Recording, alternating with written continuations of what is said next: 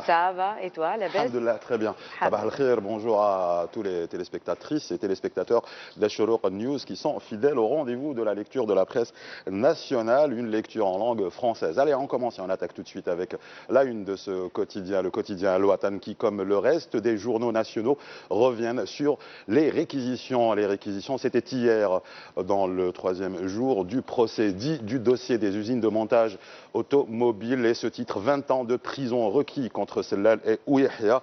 Le quotidien Al-Khabar également fait sa une sur ce gâchis, pas moins de 250 milliards de dollars dans des projets du siècle pour Fakhamatuhu, en l'occurrence et en référence à Abdelaziz Bouteflika qui illustre cette une du doyen du quotidien Al-Khabar, pardon. An-Nahar également qui précise 20 ans requises pour Bouchouareb, 3 points de suspension, Sellal et Ouihia, probablement parce que Bouchouareb est le grand absent de ce procès. Il était en charge du département de l'industrie et des mines. Le quotidien Shuruq Al-Yawmi également y revient. Ouihia, Sellal et leurs ministres ont gâché le pays. Note entre autres le quotidien Shuruq Al-Yawmi à sa une. Réquisitoire implacable contre les accusés, titre le quotidien Reporter qui souligne au sujet de l'affaire dite du montage automobile qui observe lourde peine requise contre Ouihia et Sellal au sujet de ces 20 ans et c'est en rapport avec les postes de responsabilité qu'ils ont occupés et qui les condamne à un doublement de la peine. Le quotidien Al-Mujahed, lui, revient dans sa page dédiée au procès sur le déroulement, les principaux faits et événements qui ont marqué la journée d'hier, journée dite des réquisitoires, mais aussi des occasions qui ont été données aux accusés de s'exprimer. C'était entre autres le cas d'Abdelmalek Sellal ou encore de Ahmed Ouihia, pour ne citer que ces deux-là. Des peines entre 8 et 20 ans de prison ferme requise, résume le quotidien Al-Mujahed en titre. L'expression de son côté revient également sur ce procès, mais consacre l'essentiel de sa manchette aux propos d'Ahmed Gaïd Salah, le vice-ministre de la Défense, chef d'état-major de l'armée nationale populaire. Le peuple vous répondra par l'urne. C'est cette phrase qui a été choisie par l'expression pour illustrer sa une. Les revendications populaires ont été satisfaites. C'est cette autre phrase d'Ahmed Gaïd Salah, reprise en une du quotidien Horizon, sur celle d'Al-Mujahed que vous voyez. C'est cette autre phrase du vice-ministre de la Défense qui a été reprise: permettre au peuple de s'acquitter de son devoir en toute liberté. Et le vote débute aujourd'hui. Autre titre à la une du quotidien Al-Mujahed.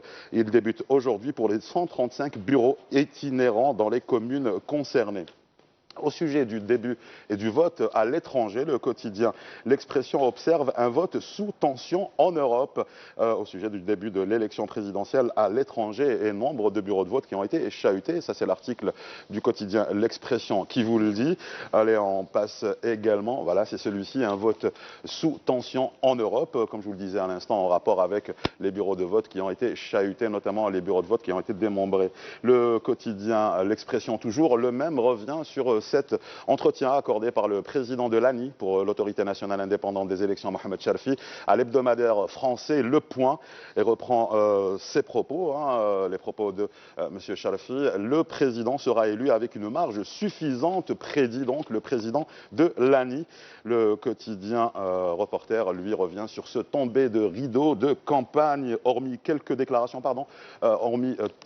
déclarations, eh bien, cette fin de campagne singulière et sous tension. Et oui, de la tension, il y en a bien évidemment. Vous pouvez le lire sur cet article au sujet du scrutin de jeudi prochain. Oui, le 12, c'est jeudi.